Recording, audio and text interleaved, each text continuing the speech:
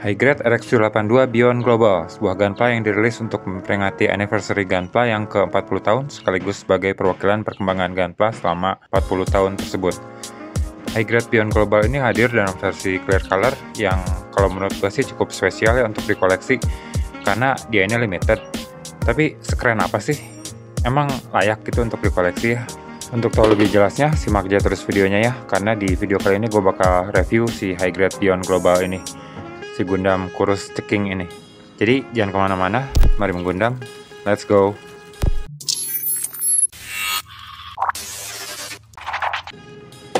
Ini dia boxnya, bergambar RX-782 Beyond Global dalam warna monokrom kayak gini ya, biru putih dengan background planet di sini, nggak tahu bumi atau apa.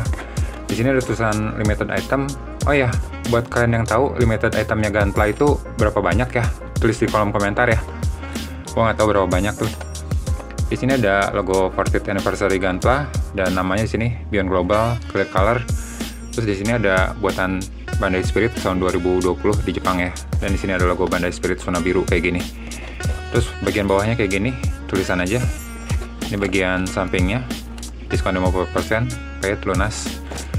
Ini bagian atasnya ada harga yang dicoret di sini ya. Dan di sini ada stiker dari Multi ya. Dan di sini nama ilustratornya jadi ketutup nih. Penempatan stiker yang kurang tepat sih kalau menurut gua. Terus ini bagian sampingnya lagi. Ini harganya 380.000 yang didiskon 50% waktu itu di GBWC kemarin ya. Jadi 190.000 ya. Ya sekitar gitulah. Oke, berikutnya langsung aja kita buka isi dalamnya ya, isi boxnya. Kita dapat 5 bungkus plastik di sini, sama 1 lembar petunjuk perakitan, sama 1 lembar kertas tambahan kayak begini. Nggak tahu artinya apa. Ini manualnya sama kayak Beyond Global versi normalnya ya, berwarna kayak gini. Bagian dalamnya langsung petunjuk perakitan. Satu sisinya berwarna dan satu sisi lagi hitam putih. Di sini ada beberapa action postnya. Terus di sini ada gimmick-gimmick artikulasinya juga. Dan di sini petunjuk perakitan lagi. Dan di lembar baliknya ada part list untuk ngecek kelengkapan runner. Terus petunjuk perakitan lagi kayak biasa ya. Dan di sini nggak dikasih tahu ya runner-runner apa aja yang dibutuhin buat ngerakit part-partnya. Kayak misalnya di body ini. Jadi kita harus cari tahu masing-masing gitu. Bagian belakangnya kayak gini. Ada pose-posenya dan ada keterangan-keterangan juga dalam bahasa Jepang sama bahasa Inggris. Bagian bawahnya kayak gini, ada perkembangan RX-78 dari tahun 1980 sampai 2020 ya. Terus di sini ada color guide buat panduan ngecat ulang ya.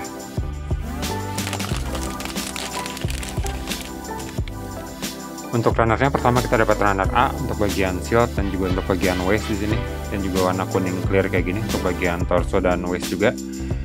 Di sini warna kuningnya tuh clear ya, tapi warna putihnya tuh agak kurang, dan warna birunya ini clearnya tuh bagus gitu, kayak clear warna kuningnya. Berikutnya ada runner B1 dan B2 untuk bagian kaki, dan untuk di bagian B1 nya ada tambahan beberapa part untuk bagian kepala ya, dan juga ada bagian beam sabernya juga. Lalu ada runner C1 warna abu-abu gelap solid kayak gini untuk bagian beam rifle dan juga untuk bagian telapak tangan kanan dan kiri juga ya. Berikutnya kita dapat 2 runner D1 warna putih bening kayak gini untuk armor bagian tangan dan kaki. Berikutnya ini adalah runner E1 untuk bagian shield, untuk bagian pinggang dan juga ada bagian kepala dan juga bagian telapak kakinya ya. Warna merahnya sih cakep ya.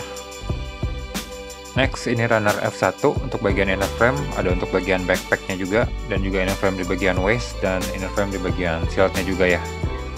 Lalu ini ada runner F2 untuk inner frame bagian kaki, sama kayak runner F1 tadi, cuma ini cuma setengah ya runnernya. Dan runner terakhir kita dapat SB13 untuk beam saber effect parts warna clear pink kayak gini ya. Untuk stikernya kita dapat selembar foil stiker untuk bagian mata kayak gini aja.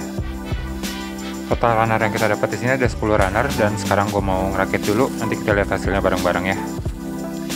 Ini dia hasil jadinya setelah selesai dirakit. Secara keseluruhan sih gue suka ya sama gunpla ini.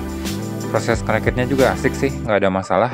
Dan di sini ada beberapa bagian yang ngerakitnya tuh nggak kayak gunpla-gunpla biasanya ya. Nanti bakal gue jelasin. Yang pasti kit ini keren sih kalau menurut gue. Kalau dari segi warna, dia tuh di armor putihnya clearnya tuh nggak bening-bening banget. tapi agak burem gitu ya beningnya. Sedangkan kalau di part-part berwarna kayak biru, merah, dan kuningnya, beningnya tuh bening banget gitu. Dan kalau di kit Beyond Global versi clearnya, warnanya tuh tegas ya. Merahnya benar-benar merah, biru dan kuningnya juga normal, tegas seperti warna RX782 versi normalnya. Sedangkan kalau di kit warna solidnya tuh, di versi aslinya, warnanya tuh dibikin agak beda ya. Merahnya agak pink, biru dan kuningnya juga lebih muda, sama putihnya juga dibikin agak off-white gitu. Penempatan sim lens di sini juga bagus ya, nggak ada yang ganggu dan nampaknya pun nggak kelihatan.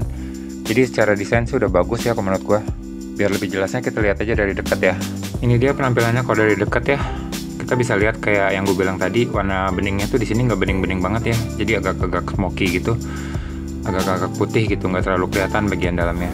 Untuk di bagian inner frame-nya, di bagian tangan sini ada nih inner frame-nya. Di bagian sini juga kelihatan tuh sedikit ya. Tapi di bagian pahanya sini sayangnya kosong ya.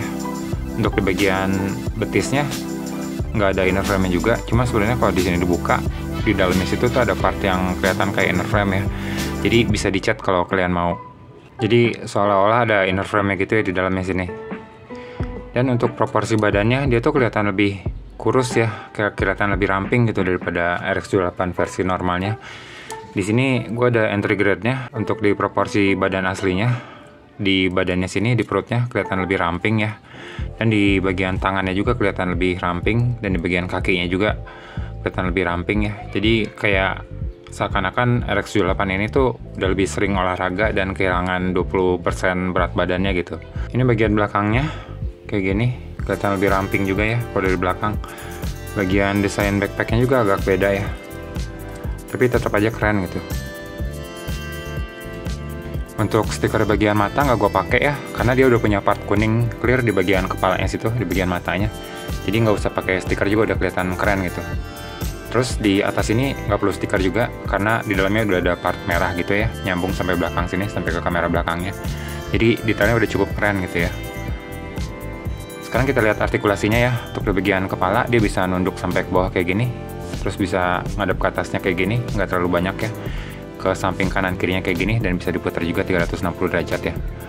Untuk di bagian sendi di bahunya, di sini bisa diangkat ke atas begini, dan dia bisa ditarik ke depan juga.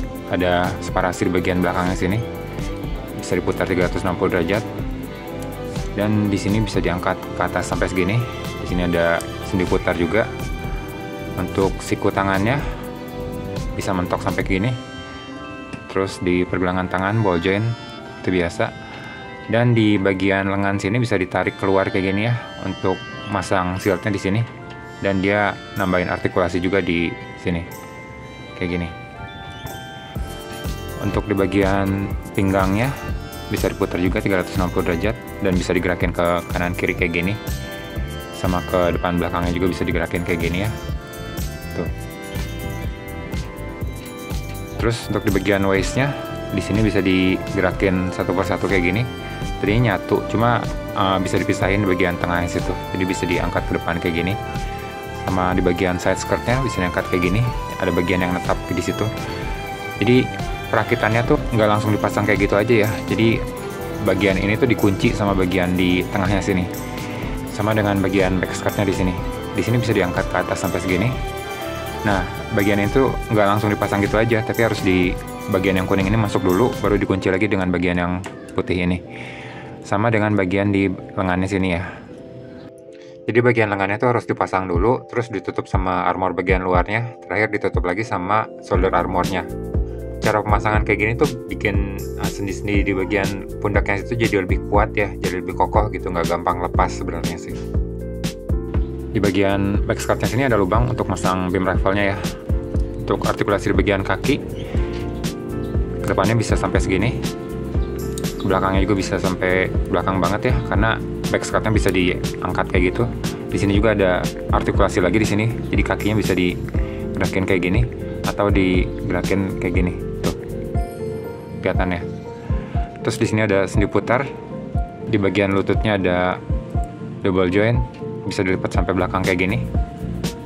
Di sini ada separasi ya di bagian lututnya, keren banget. Terus untuk di pergelangan kaki, di sini ada sendi putar di bagian sininya, dan di bawahnya ada ball joint ya. di bagian depannya sini. Jadi bisa ngangkat kayak gini, sama bisa ke belakangnya kayak gini. Dan di bagian ankle armornya bisa diangkat ke atas, ke bawah kayak gini ya. Dan ini penampilan di bagian telapak kakinya, bagian depannya sini kosong. Dan di bawah sini ada tempat untuk masang stand base-nya ya. Untuk aksesoris yang kita dapat sebenarnya nggak banyak ya. Pertama kita dapat ekstra telapak tangan untuk kanan kiri. Untuk di tangan kanannya kita dapat trigger finger hand, udah gue pasang di beam rifle-nya sini. Dan untuk di tangan kirinya kita dapat tangan kebuka kayak gini. Dan ini penampilan beam rifle-nya kayak gini. Bagian sininya udah part terpisah ya. Dan di bagian sini tuh bisa didorong gitu, jadi gampang buat ngeluarinnya kalau mau repaint ya. Dan di sini ada peg untuk kita pasang di bagian back skirt-nya tadi ya.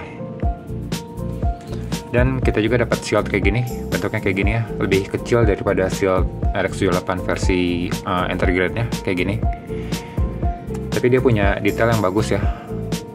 Dan untuk masang ke bagian tangannya, dipasangnya di bagian sini. Jadi bagian sini tuh harus diturunin dulu, digeser ke bawah kayak gini. Setelah itu baru kita pasang dengan cara ditekan kayak gini. Terus bagian sini juga bisa kita pasang ke genggaman tangannya si Gundam ini. Caranya tinggal kita cabut aja dulu bagian ini. Dan kita pasang dengan posisi kayak gini ya. Berikutnya kita dapat beam saber effect parts warna clear pink kayak gini ya. SB13 dan beam saber handle-nya terdapat di bagian backpack-nya sini. Dan ini keadaannya kalau udah dipasang ya. Jadi apakah kit ini layak untuk diburu? Buat kalian yang suka dengan kit-kit clear limited gini sih layak ya. Apalagi ini adalah salah satu Gunpla versi anniversary yang ke-40 dengan desain yang beda, lebih ramping dan artikulasinya juga mantep banget. Bakalan keren sih kalau dipajang bareng koleksi Gunpla versi clear lainnya. Cuman sayangnya di sini kita nggak dapat bazukanya ya. Menurut gue sih seharusnya kalau versi Gunpla anniversary ke-40 Bandai itu ngasih persenjataan lebih lah ke Gunpla ini ya. Minimal ada tambahan bazooka lah. Jadi nggak standar-standar banget gitu. Buat kalian yang nyari Gunpla ini, kalian bisa dapetin di marketplace dengan harga kurang lebih 350 ribuan. Agak mahal sih sebenarnya ya.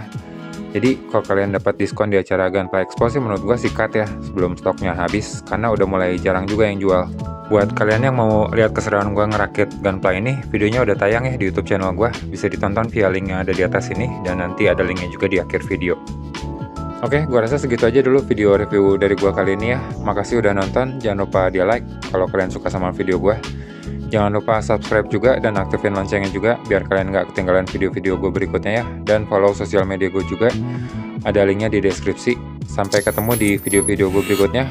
Gue Catur Waskita pamit, akhir kata, mari menggundam, bye.